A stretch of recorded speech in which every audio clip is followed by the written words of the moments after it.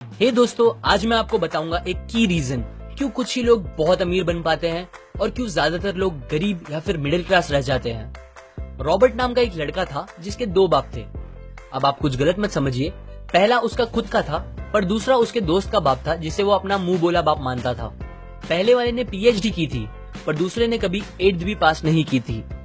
दोनों बहुत ही स्मार्ट और हार्डवर्किंग थे पर दोनों की सोच बहुत ही अलग थी और दोनों रॉबर्ट को अलग अलग बातें सिखाते थे।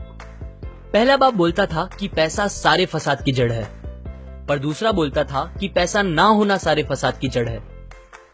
पहला रॉबर्ट को हमेशा महंगी चीजों के बारे में सोचने से मना करता था और कहता था कि वो हमारी हैसियत के बाहर है। दूसरा उसे कहता था कि वो सोचे और अलग अलग रास्ते ढूंढे जिससे वो सारी महंगी चीजें खरीद सके। ये करने से उसका दिमाग तेज होगा और नए आइडियाज भी मिलेंगे। पहला उसे कहता खूब मेहनत कर, अच्छे से पढ़ लिख ताकि तुझे बड़ी कंपनी में नौकरी लगे और तू बड़ा इंसान बन पाए। दूसरा कहता था तू खूब पढ़ मेहनत कर पर खुद की कंपनी खोल ताकि तू खूब सारी नौकरियां लोगों को दे पाए।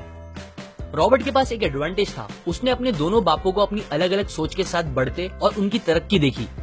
उसने अपना दिमाग लगाया और अपने दूसरे बाप की बातें मानी और फॉलो की, जो कि बाद में मायामी फ्लोरिडा का सबसे अमीर इंसान बना और उसकी सिखाई बातों से उसने खुद करोड़ों कमाए, जबकि उसका पहला बाप जिंदगी भर गरीब रह गया। सबसे इंपॉर्टेंट बातों में से एक बात जो रॉबर्ट ने अपने अमीर बाप से सीखी वो थी फाइनेंशियल लिटरेसी, जिसका मतलब है एसेट्स और लायबिलिटीज के बीच का डिफरेंस जानना।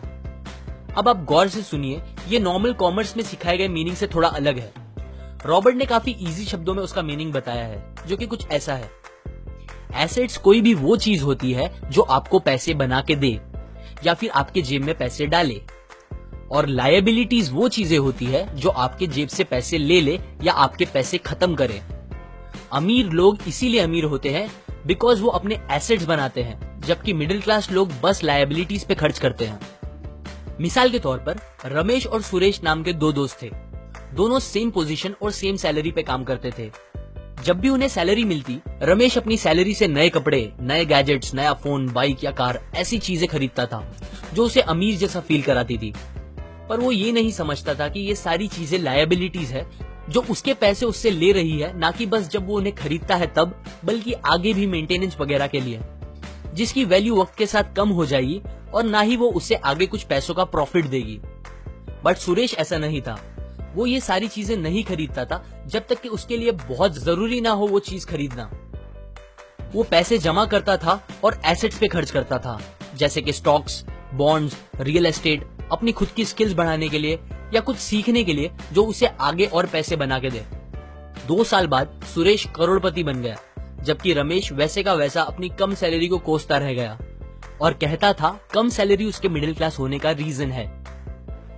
एक गरीब इंसान का कैश फ्लो कुछ इस तरह होता है, उसे पैसे मिलते हैं और फिर वो पैसे उसकी जरूरी खर्चों में खत्म हो जाते हैं। एक मिडिल क्लास का कैश फ्लो थोड़ा सा अलग होता है, उसे पैसे मिलते हैं, वो पैसे जरूरी खर्चों और लायबिलिटीज में खत्म कर देता है।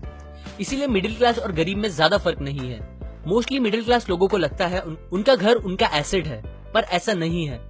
आपका घर आपको पैसे बना के नहीं देता अनलेस आप उसको भाड़े पे दो, जबकि अमीर लोगों का कैश फ्लो ऐसा होता है। उन्हें पैसे मिलते हैं, वो उस पैसों से अपने एसेट्स बनाते हैं पहले और फिर उससे बने पैसों से खर्चा करते हैं। इसीलिए वो अमीर होते जाते हैं क्योंकि उनके इनकम के सोर्स बढ़ते जाते हैं। अगर आपको अमीर बनना है तो ये बात याद रखिए अच्छे से। इस बात से फर्क नहीं पड़ता कि आप कितना कमा रहे हैं, बल्कि आप उन पैसों को कैसे और कहां खर्च कर रहे हैं, ये इंपॉर्टेंट है। आपको कंज्यूमर की सोच से बाहर आकर इन्वेस्टर की सोच अपनानी पड़ेगी। लोग कंप्लेन करते हैं उनकी खराब कंडीशन का रीजन उनकी कम सैलरी है और सैलरी बढ़ेगी तो वो आराम से रहेंगे, पर प्रॉब्लम ये है कि इनकम बढ़ने के बाद लोगों के खर्चे ज्यादा बढ़ जाते हैं, क्योंकि ज्यादा पैसे ज्यादा अच्छी चीजें खरीदने पे मजबूर करता है, जैसे कि एक बेहतर फोन, कार, घर, जो कि सब फिर से बस लायबिलिटीज है जो आपको कभी अमीर बनने नहीं देगी। ये बातें मैंने रॉबर्ट कियोसाकी की book rich dad poor dad से पढ़ी है, जो वो पहली बुक थी जिसने मेरी सोच चेंज की और बेहतर बनाई। अगर आपको ये बातें अच्छी लगी तो लाइक करें, अपने व्यूज कमेंट करें और फाइनली सब्सक्राइब करें। मैं आपको ऐसी काम की बातें जो मैंने दुनिया के कुछ सबसे समझदार लोगों से सीखी है शेयर करूंगा, जो आपको सक्सेसफुल बनने में मदद करेगी। और आखिर में थैंक्स फॉर वॉचिंग।